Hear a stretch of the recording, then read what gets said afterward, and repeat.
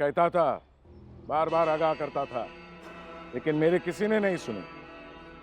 अटल से बचिए, बच्चों को बचाइए अटल से, नहीं तो उसका असर घर द्वार अपने निजी जिंदगी में पड़ेगा। देखो, पढ़ना शुरू हो गया। तो क्या करें बताइए त्रिपाठी जी। कुछ तो तरकीब निकालनी पड़ेगी, या ऐसा कुछ करना पड़ेगा ताकि अटल कोई और तमाशा ना करे। सबसे बड़ी दिक्कत यह है कि उसे डर नहीं लगता। डर नहीं लगता इसलिए वो अपने मर्जी के हिसाब से काम करता है, और उसके इसी रवैये को खत्म करना होगा।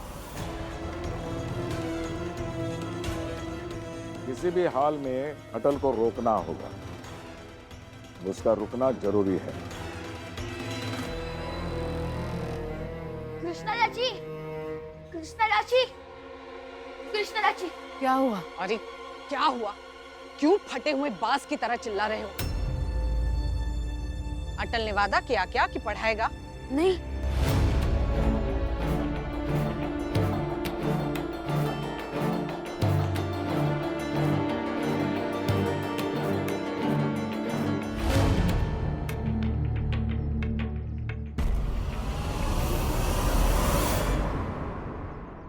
मैं जानती थी ऐसा ही कुछ होगा।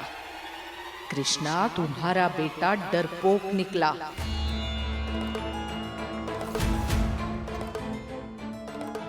आया बड़ा क्रांतिकारी। अरे समाज से दुश्मनी लेना कोई आसान काम है क्या?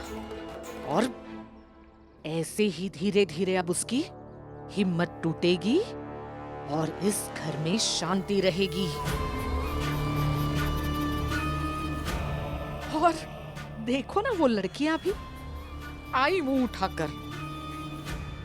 अटल, पढ़ाने का वादा करो। पढ़ाई करेंगी। केशव, हुआ क्या है बताओ। अटल ने वादा तो नहीं किया, लेकिन उससे भी बड़ा कुछ किया है।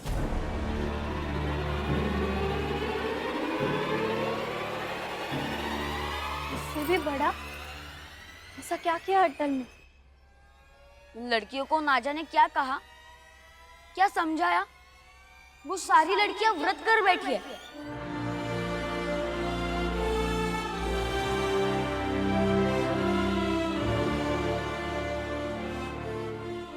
अनशन कर बैठी है कि पढ़ने की आज्ञा दीजिए, वरना खाना पीना छोड़ देंगे। मतलब? तुम जाओ बेटा, अब स्कूल के लिए देर हो जाएगी, जाओ। मतलब अटल ने बागी बना दिया उन सब लड़कियों को? सही से बोलिए बुआ जी, बागी नहीं, हिम्मती बनाया है अटल ने उन सबको। तुम देखना विमला, इस हिम्मत से अभी क्या क्या बुरा होने वाला है, और इसी हिम्मत के चक्कर में सबके सब पीसेंगे। भगवान ही जानता है कि आगे क्या कुछ होने वाला है।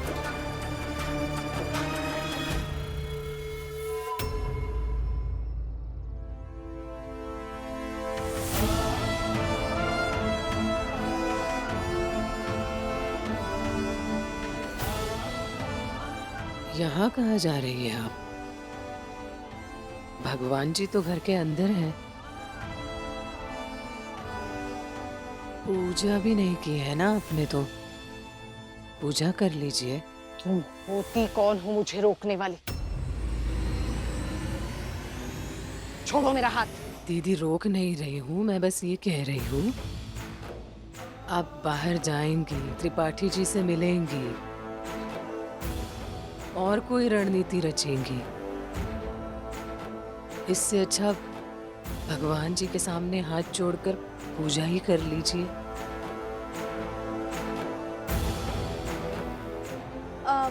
माँ, छोड़ दीजिए बुआ जी का हाथ, मैं जाती हूँ ना इनके साथ।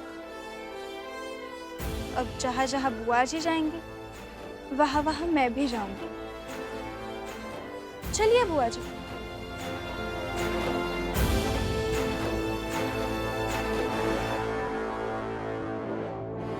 जाइए। चलिए। कहीं नहीं जाना मुझे। मैं पूजा ही कर लूंगी। सरस्वती, पूजा की तैयारी करो, चलो।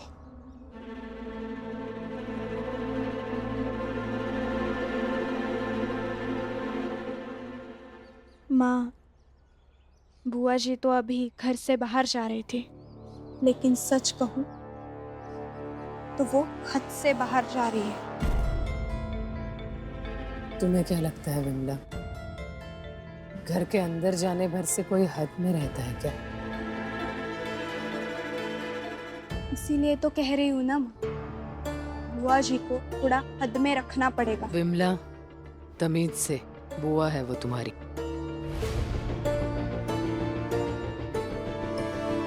लेकिन ये बात भी सही है कि उन्हें उनकी सीमाएं समझानी पड़ेंगी। सम्मान से ही रखूंगी उन्हें, लेकिन उन्हें मनमानी नहीं करने दूंगी। अच्छा, मुझे हद में रखेगी, मुझ पे लगाम लगाएगी, वो भी उस अटल के लिए। अच्छा हो कहीं जाके मर खप जाए अटल, कहीं भाग जाए, कुछ भी हो जाए, बस कुछ हो जाए उसे, तब मेरे कलेजे को ठंडक पड़े और तब ये घर हद में रहे।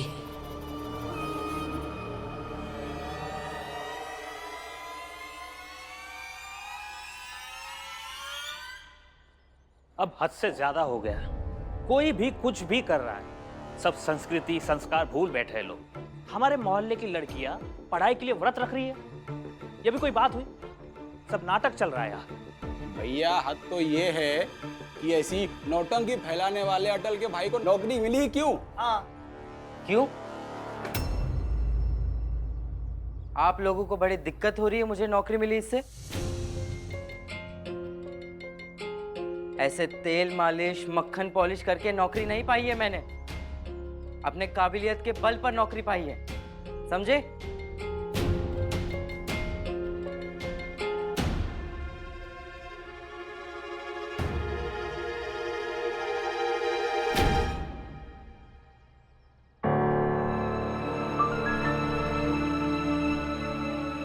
और हाँ, ज्यादा बकबक ना करो, काम करो।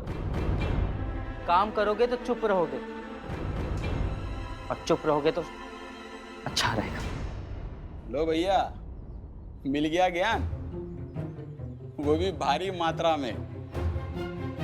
यही ज्ञान, यही बात अपने छोटे भाई को नहीं बताते हो कि चुप रहोगे तो अच्छा रहेगा? अच्छा रहेगा? अरे वही इनको चुप करा देता है। 2 हाथ का लड़का है, लेकिन 4 हाथ का ज्ञान देता है। आठों पहर ज्ञान बतियाता है।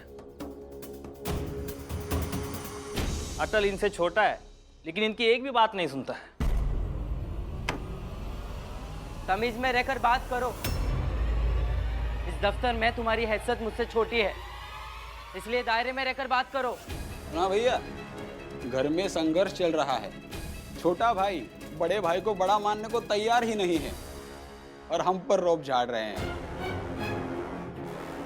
बड़े और छोटे की मर्यादा हमें बता रहे हैं।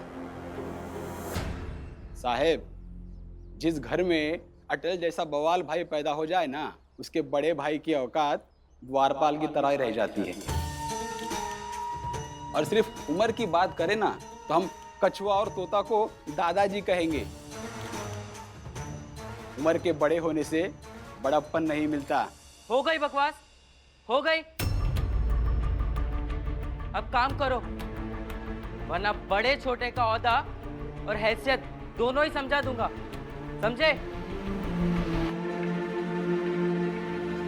आप लोग क्या देख रहे हो?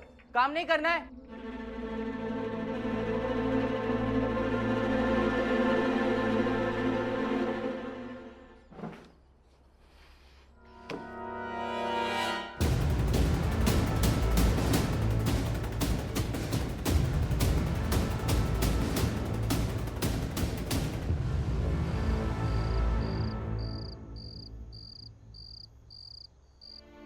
बहुत ज्यादा सर दर्द हो रहा है। मैं अच्छे से तेल लगा के सर दबा देती हूँ। और अब ज्यादा कुछ सोचना मत, सो जाना। हाँ, सुबह बात करते हैं। ये सदा प्रेम कहाँ रह गए? तुम सो जाओ। हाँ, मैं सदा भैया प्रेम भैया को भेज देती हूँ।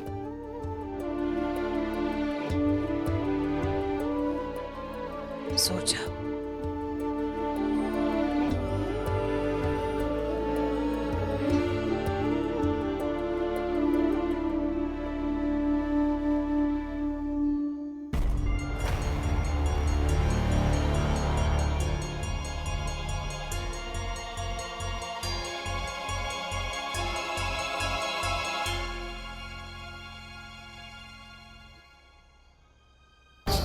देखो, चैन से सो रहा है, कहता है सर दर्द कर रहा है। ये जो खुद सर का दर्द बना बैठा है उसका क्या? इसके कारण, केवल इसी के कारण मैं इतना सब कुछ झेलता हूँ। अटल इनसे छोटा है, लेकिन इनकी एक भी बात नहीं सुनता है। जिस घर में अटल जैसा बवाल भाई पैदा हो जाए ना, उसके बड़े भाई की औकात द्वारपाल की तरह ही रह जाती है। मैं इस अटल को नहीं छोड़ूंगा, हर हाल में नहीं छोड़ूंगा।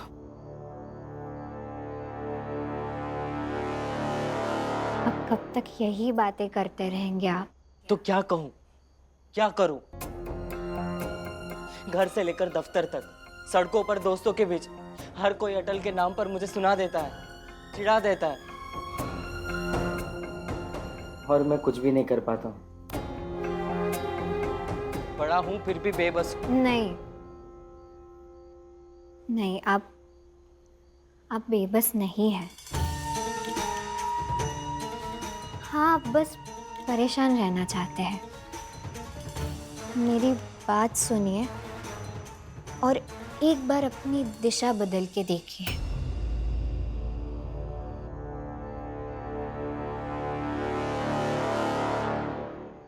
मतलब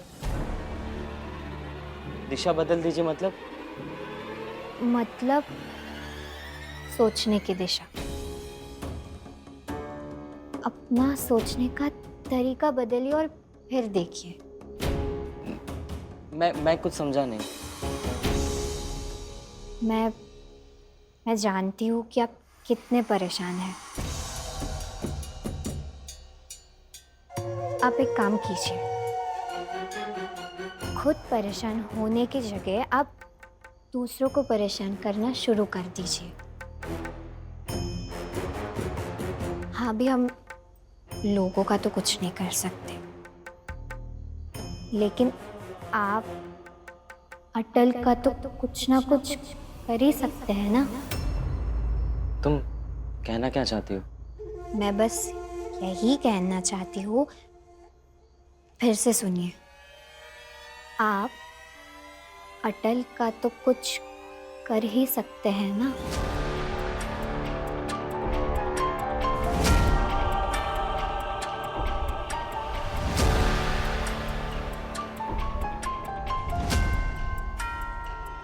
इस अटल का कुछ तो करना होगा।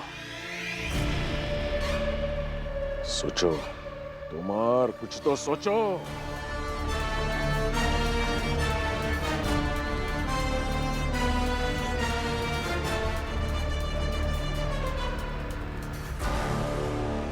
इस अटल का कुछ तो करना पड़ेगा,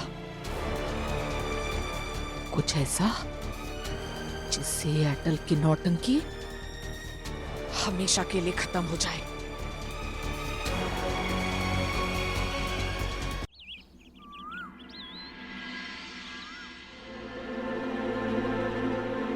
क्या हो गया पंडित जी? अब सुना अटल नहीं मिल रहा है। हाँ, पर अचानक कहाँ निकल गया?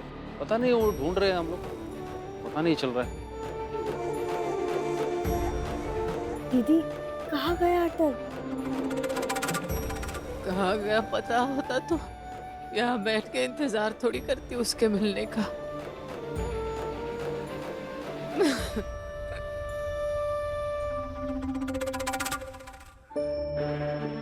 रात में कह रहा था सर दर्द हो रहा है। मैंने उसका सर दबाया और कहा कि अभी सो जाना, सुबह बात करते हैं। सुबह उठी तो था ही नहीं वहां।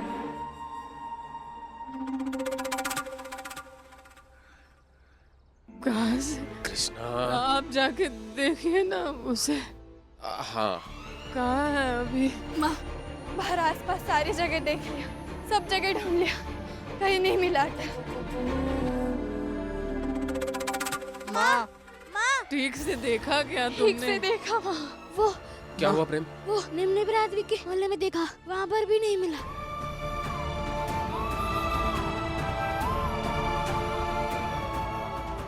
मैं हर जगह देखा, नहीं मिला। और वहाँ सबसे पूछा, किसी ने अटल को नहीं देखा माँ। हे भगवान। देख लो, इसलिए कहती थी कि अपने बेटे को आवारा हवा की तरह मत बना के रख।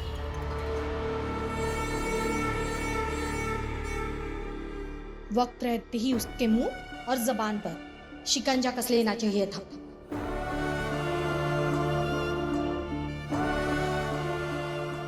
पर नहीं, छूट जो दे रखी है तुम लोगों ने कि वो जब चाहे जहां चाहे चला जाए, और बताए भी ना। जब लौट के आता है ना, तब बताता है। फिर सब खुश। अगली बार नई कारस्तानी करता है, जैसे अब की ना वैसे ही। अब भुग तो सब लो। ललिता, मत बोलो कुछ, मत बोलो कुछ भी।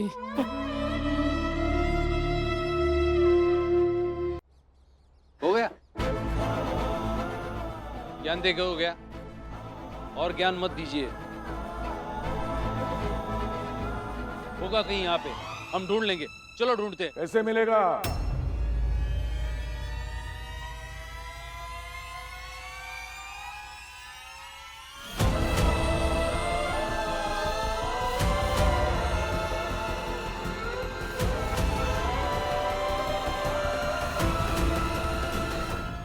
मरने के बाद इंसान किसी को नहीं मिलता, लोगों को मिलती है सिर्फ उसकी लाश।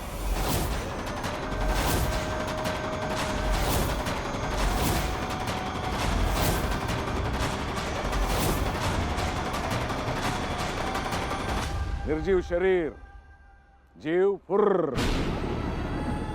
माँ, माँ, दीदी संभालिए आप।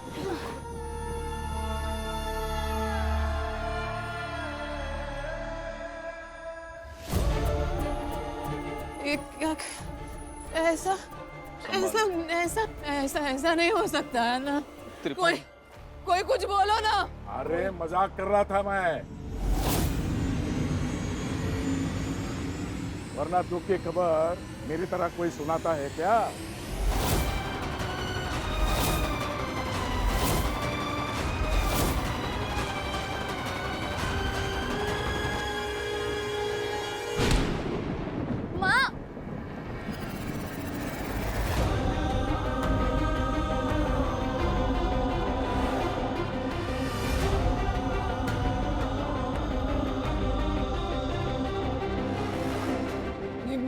कैसे हुई मेरे बेटे के बारे में इतना घिनौना मजाक करने की आपकी? छोड़ो। कैसे हुई? मारो।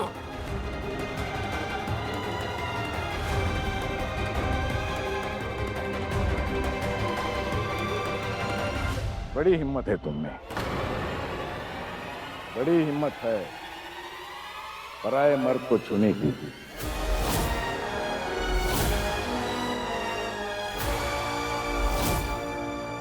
त्रिपाठी जी, एक माँ के सामने उसका बेटा मर गया ऐसा मजाक करोगे तो कोई भी माँ यही करेगी।